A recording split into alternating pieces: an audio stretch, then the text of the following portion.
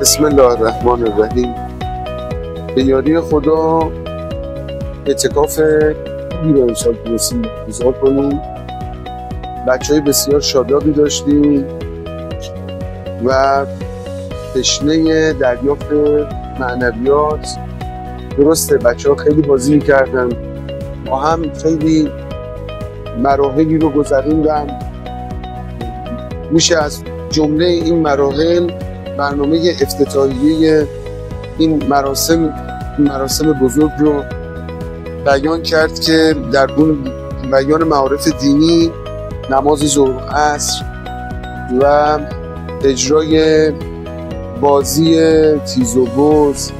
میشه از این برنامه‌های آشنایی با اسلحه، بحث گده‌گیری بچه‌ها و بحث حلقه‌های معرفتیشون بیان کرد که خیلی امسال با شور و شوق از طرف بچه‌ها برگزار شد.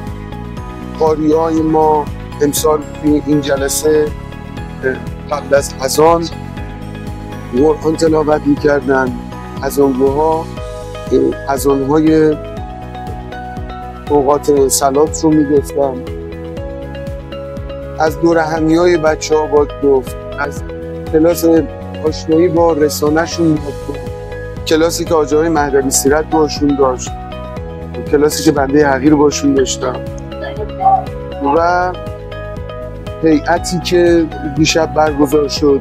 هیئت خیلی پرشوری بود، مدرح عزیزی خیلی قشنگ خوندن، بچه‌ها هم یاری کردن، واقعا خیلی لذت بردن، کیف کردن به زبان خودشون و احساس میکنم افتتاح پربرکتی بود. البته خب یقینا نواقصی هم داره، کار بی‌نقص نبوده.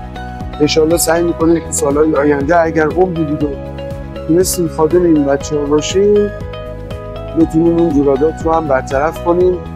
البته ما با این عزیزامون کار داریم، اینا نوگلای ما هستن. انشالله بعد از اعتکاف هم با اینها برنامه‌های مختلفی خواهیم داشت، از وجودشون، از استعداداشون، از اون چه که میتونن برای رسیدن همدیگه به اون هدف مقدس که یاری امام زمان باشه، به احتمال خیلی زیاد بتونیم ازشون استفاده کنیم اگر توفیق داشته باشیم.